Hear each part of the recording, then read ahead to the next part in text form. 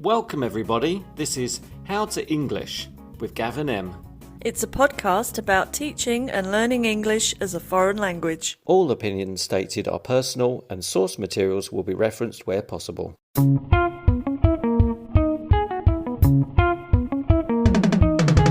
Hi Em. Hi, how you doing?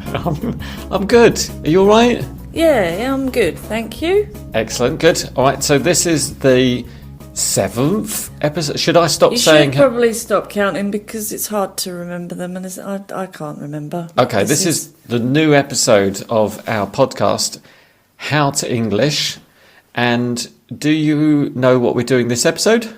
Well, I think we finished last week on errors, mistakes, so we need to talk about how to deal with them, don't we? Yes, that's right. So we could call it correcting mistakes or maybe avoiding mistakes. Oh, okay, yeah. Yeah? I like that, yeah. I don't know, because I was thinking like from a student's point of view, they need to be, well, the teacher needs to correct the student, and also the student needs to think about how to avoid mistakes in the future. Mm-hmm. So maybe we could try and include a few different angles on this one. Yeah, sure, okay. All right, with your guiding hand, I think we'll get to our target. Okay. All right then. Good. So we should begin with, well, why don't you begin? Okay, so we've already, in this podcast, we've already discussed methods of correction and different ways you can correct. I think we've already discussed instant correction and delayed correction. What was that? Take us back through that very quickly. So if the student makes a mistake, you just stop them in the middle of their conversation or their sentence and you say, right, there's a mistake there, or you said this, or what was that? And you then make them correct it, or you correct it for them during the conversation. Or there's delayed error correction, which is where you wait until they've finished what they're saying and you then go back to mistakes that they made and deal with them after. Okay. And I think there are fors and against, pros, cons. Keep that in mind. Let's go into detail first of all before we do the for and against, which one is better in which situation. For example, if you're correcting at that moment, you might say to the student, you might repeat the error. Yeah, with a questioning intonation, probably. Yes. Like, for example, these people likes good food. And you say, these people likes good food? Mm-hmm. And then you wait for them to answer, and hopefully they won't just reply the same mistake or something. But hopefully they'll focus on the fact that you're stressing the wrong word. Mm. Okay. Or you can say, people likes... and then you pause, or then you can say things like, these people, good food. Using your fingers is good for I'm that. demonstrating with my fingers right now. I'm kind of like... show that on the audio. I'm like a conductor, and I'm sort of waving, and each movement represents a different word, and maybe I'm sort of pointing invisibly. That's nice. You can also just literally have your fingers in the air and have some kind of... word for each finger reference, yes. And then indicate one is missing. That's it. You can actually hold your fingers up and you sort of say this word, this finger represents this word, and then you sort of really point at this word and say, oh, that's the one in the sentence that's incorrect. That's it, exactly. You can also probably write on the board. Yeah. Or as you said, you can also sort of save all of the errors, and then so you might write it into your notebook, and then you can come back to it, and then you might transfer all of the errors onto the board.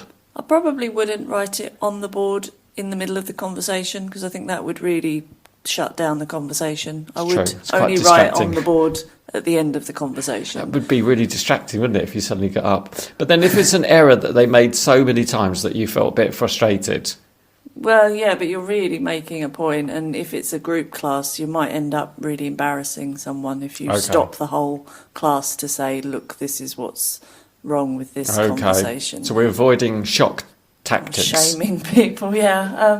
But I think that when you've had students a very long time, you might need those shock tactics because they do get on your nerves when they don't listen, or they don't seem to remember what you tell them week in, week out. Yeah. And you then have to somehow come up with a new strategy that Yeah. doesn't follow any of the rules. I They think must get very tired with you repeating the same things it's over and over boring again. for everyone, I imagine. Yeah, so it's easier for them to just not make the mistake. Is it boring for the teacher as well? Yeah, totally. Yeah. Boring for everybody. I think the example you used about people likes or whatever, the sort of grammatical errors, I think that those are the ones that you can show them or repeat with rising intonation. But I think if they make a vocabulary mistake or a pronunciation mistake, it works just to repeat the word in a sort of quizzical way. Like, even I think yesterday I had someone say that they were historical or that they weren't historical. And I just sort of genuinely questioned what that meant. I said, did you say historical? What do you mean? And she said, no, I mean hysterical. And so it's sometimes better to do it from a very sincere and genuine point of view that isn't maybe a teacher point of view. It's just from a purely conversational point of view. Like a regular conversation. When somebody Yeah. says something you don't understand and you just look at them like, Yeah, what like do you you're mean? having a conversation with a normal person. Yeah, and yeah. You shouldn't. I think that's a really good tip, actually, for teachers.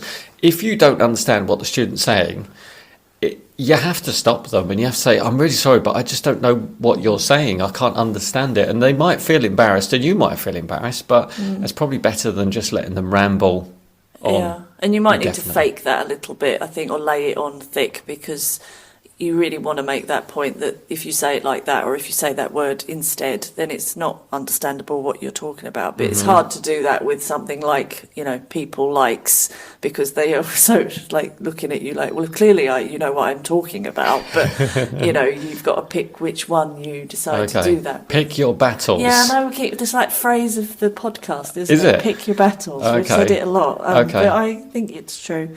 I agree. Cause Or maybe it should be pick which weapon to fight with your battles. Oh, yeah. Okay. So that's just screwing your face up like, what are you talking about? Yeah. That's your weapon of choice For that this. particular Okay. error. Yeah. I agree with you. I use my face very expressively in the lesson, which can come undone sometimes. Your face can come undone. I mean, my technique might fail because I'm sort of often I'm nodding, and then I might shake to say, "Oh, that's really unfortunate," and then they look at me like, "Oh no, what error have I made?" So then that's really hard. Yeah, it's important to really remember you're having a conversation, and the classic when they've told you something terrible, like I've just had a terrible day because my dog's just died, and you're like, that's good. That's a great sentence. English. Yeah. And you're just thinking, oh my God, I was totally not paying attention to what they were saying, yeah. but the English was great. you know. Yeah. We say, yeah, that's right. That's a great sentence. I like what you're saying. Yeah, you and have to keep you have to the be human engaged. element, definitely. There's so many levels of engagement, but I think we should cover that in another podcast because that It's would about be. now that you say that, so we always set the next one up, don't No, we? I'm not saying. All right, I'm going to keep hold of that one for now. Okay, all right. So we've mentioned techniques or weapons, as you like to say, in defeating the evil grammar errors and poor vocabulary slips and stuff like that. Yeah. Oh, can I say something about Yep. slips? Because there was a nice tip somebody gave me once. Which Tips on was slips. Tips on That's slips. a nice feature. Yeah, well, it is. It's a tip on a slip for a student where you, instead of just giving them the feedback or the corrections on the board or spoken, you write it down on a little bit of paper and you either give it to them kind of discreetly during the lesson and they can read it and think, oh, yeah, I did Okay. that wrong. Or you could maybe put them all into a big pot or something, Okay. and they then take one. You could write down the error they made, and then at the end of the speaking practice, you get them to take an error each and That's a brilliant correct what tip. the mistake should, whatever the mistake was. Okay, and then they all turn and point to one of the students. Yeah, and say, you said that. You said that. You always make that mistake. Sometimes they own up to it as well, and I'm just like, no, you don't need to own it. It's fine. It's just and so that's another good tip. Change it slightly. So if someone says, I likes chocolate or something, just change it to I likes cake. Yes. So they... Oh, yeah. I do that as well. So like you said... Sorry, not that they would ever make that mistake. They never add third person S when they don't need it. I should just No. say. And who doesn't like cake? I don't like cake, did you say? No, I said I like. Oh, But I do like cake. He like cake. Just change Okay. it to he like chocolate. Okay, yeah, exactly. So coming back to what you mentioned with making notes, writing them down, and then telling the students maybe at the end of that activity or at the end of the lesson, I was going to say, what I sometimes do is I also add typical mistakes from that student or that group or from that nation, even one's particular mistakes they always make, and I just add those to real mistakes that they make, and then I might copy the lot on the board, or I might just read them out, or get the students to do some activity So you with would it. do that every time just to keep reinforcing that Yeah, thing that they Yeah. always make the mistake with. I think so. That's quite good. Yeah, because it might not have come up in the lesson, but I know that they would make that mistake, so it's just good to remind them. And also, hopefully, they would know how to correct them by this point, so it gives them a little bit of confidence. I don't make it too difficult for them, so they're challenged but not beyond their ability, so they start thinking, oh god, my English is awful, so then they can start fixing the sentences. They know what the correct answers for some of them, because they're quite easy for some, so you've got to have that balance. The language you use is also important. I think that you don't say what's wrong with this bad sentence. Yeah. You don't say it like that. You phrase it as, how could this be better, or how can you improve that, or upgrade the grammar, or upgrade the... Definitely. Be quite positive. Don't laugh. Don't point. Try Yeah. hard not to. And that is hard, as we said in the last episode, where students make really funny, silly mistakes. And you can see they're sort of embarrassed. Sometimes they want to laugh to cover their embarrassment, or their colleagues the other students classmates start laughing, and you think, I could join them, but it's awful. You don't want them to feel really embarrassed. So sometimes you just have to ignore the mistake, maybe make a note, or hope that they'll correct themselves next time. You ought to keep it professional, I think. Definitely. Okay. So we're done with looking confused. We've moved on to writing things down. So is there a benefit in writing the errors down and then coming back to it later, rather than instantly saying, you did that wrong, I want you to fix it? I think we've already said before, I think you want to weigh up whether you're losing track of the conversation if you error correct in the middle, or whether you think it's important enough to stop them, whether it's a slip, whether it's a really problematic mistake that hinders your understanding. You have to have all that in your head at the same time, and in a fraction of a second make that call as to whether you stop them or not. And I think I do maybe let them go a little bit too much, and I should stop them more. I think some of the criticism I've had is that they want more error correction. I just feel really, I don't want to deter them, and I don't want to sort of stop their confidence. But I think I've done the job of giving them that confidence. Now is the time to probably just start really refining and correcting what they're saying. They need to know that they're making mistakes. They're not. It's not perfect English that's coming out of them. Yeah. So you do need to be used to it as well. Yeah, I think. and some students you can be quite tough with, and they want that. I get students at the beginning, the first lesson, and they say, I want you to correct every mistake I make. And I say, are you sure? And they say, yes, absolutely. And then you do that, and then they might lose a lot of confidence. And then you have to sort of dial back a little bit and say, okay, well, to yourself, I'm going to just correct these particular mistakes this week, and then I'll move on to these ones. And you have to judge it by what the student's able to cope with. You don't want to knock their confidence too much. Can I ask you, what do you think about tools, or I don't know what the right phrase for it is, but the idea of using noises or I don't know, sort of sound effects? Sound effects. Okay. I've heard people using whistles, buzzers, yeah. Something with an elastic band. Okay. But, do you think these things are effective? Probably. Have you used them before in your lessons? No. Why not? I think they're just novel which is fine. So you can do them for one lesson, maybe 2 lessons, but you can't just keep using buzzers because that's just annoying. I also find it's a little bit demeaning, maybe, that they are using, you're treating them a bit like a dog. Oh, it's like training an animal. Yeah, to react to a noise. Okay. I don't know. But would that work with some people? I don't know. Maybe. Okay. I don't want to do it. I don't want to do it. Can't say not to use it, but no. I don't use them particularly. Personally, my own, I would feel quite aghast if somebody took out a whistle and started using it in It is a bit weird, but I also think that for some teachers it's really effective. I think it really works for them, and I'd maybe like to see it in action. Maybe it fits with their style of teaching. Maybe they're a bit more authoritative. Maybe, yeah. Like Sergeant Major style, and I'm going to I'd like blow to my whistle. see some research, how effective it is, because I imagine it is pretty good. Yeah. If you've got the confidence. Oh, there's plenty of to do research on various methods, and there doesn't seem to be any particular conclusions about which are most effective, but I'm sure we could check that out later and find out. Yeah. So making notes can be really useful because you're not, like you said, you're not interrupting the conversation, the flow of the lesson, the train of thought from the student. Because essentially what I try and get from my students is meaning, and they want to express themselves, they want to express their feelings, their opinions on something, and I want them to be able to do that. If I get a bit distracted with some little errors that might not be enough for me to stop them, then this technique of writing down the errors and then coming back to them later could be very effective. Yeah, and you don't have to just write them down. You can parrot them back to them so that you've got it written down on your notebook, but then you're telling them what that you heard that wasn't correct.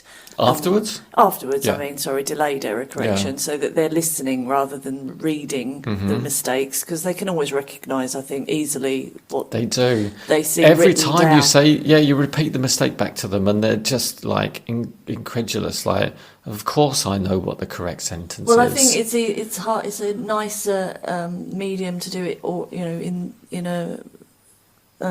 Saying it to them. Yeah. So they don't always recognise it when you say it to them. Okay.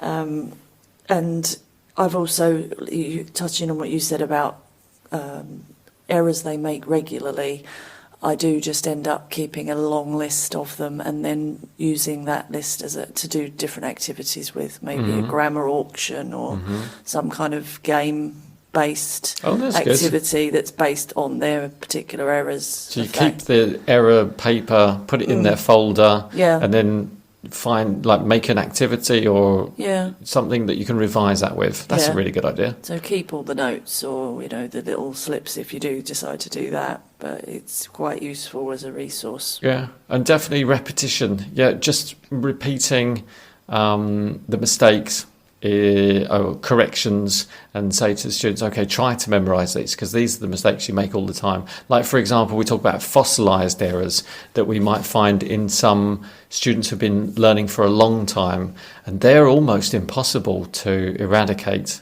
I've found, where the students will never correct that mistake. But, I mean, you can just keep trying.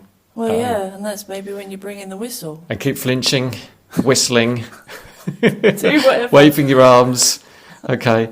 Yeah, I sometimes end up writing a word in the back of my notebook, and then I just flash the word at them, and it's just you just need to remember that I've gone to such a lot of effort to write this, and I'm going to show it to you, and I want you to remember it. And maybe it will work one day if I just keep repeating it. Being theatrical can be quite good if you're, just being fun. Yeah. And showing them. And like you said, it's like a bit of role play. It's a bit of acting. You need to exaggerate your, these winces of your face. Like, oh, that word. Every time you use that word or that pronunciation, it hurts me. And they kind of think it's fun. Because I think as teachers, we do become a bit numb to it sometimes as well, where we do start thinking, that sounds all right. Or you hear it so often that you start thinking, it doesn't sound as bad as it did when you first heard it. So I think it's really important as a teacher that you maintain that constant, fight to correct them and don't just give up, because I think it can feel a bit like it's an impossible thing Absolutely. to achieve. Yeah, from a student's point of view, I mean, that's a real challenge as well. I started thinking about, as a student, what they could do when they walk into the classroom and think to themselves, okay, how can I improve my English this lesson? And I was thinking, for example, they could choose some new words that they use. Like, for example, if they were into 6-Minute English, the BBC website, which has always got really, really good videos and loads of new vocabulary, good listening exercises, they can take some of those words and then just come into the classroom and try to use them somewhere during the lesson. Or, for example, they could use those words in the story, and they just say to the teacher, oh, this really interesting thing happened and I want to tell you about this. It's just really, really a great way for the students to improve their language using something they've learned, or really focusing and think, okay, my teacher keeps saying I keep making this mistake, so I'm going to focus on this and make sure I don't make the mistake again. You mean actually ask them when they come in, what are you going to focus on today? Maybe. That could be good. Or the student, if they're very sort of self-motivated, they could think, okay, this lesson, I'm going to really focus on my pronunciation of the TH sound. I quite like that. This, 3. It's a great idea. Yeah. And or maybe past tense verb, like I said about stories, focus on the past tense. Use those past tense verbs. Use the past continuous to talk about the past. And I like that, you focus it slightly on the beginning, maybe, of the lesson, and they're aware of it, they're conscious of it. Yep. I'm going to do that. You should. Definitely. And even just write on the board, just write TH on the board and say, okay, I want you to think about focusing, improve your TH pronunciation. Regardless of the topic or whatever. Exactly. But if you want to think about the topic, then it's quite a nice change that the student might come into the lesson and say, this lesson, I would like to talk about this topic, because they realise, because they're a bit weak in this, or maybe they've got, a presentation coming up, or they're meeting the in-laws and they want to be able to use some language about, families or something. So they should be more active and prepare themselves for the lesson. Yeah, it keeps it fresh as well. Okay. And it gives you something to really focus on at the beginning, which is sometimes not as easy. The warm-up can be a bit repetitive. So if you say, right, what's the focus for the lesson today?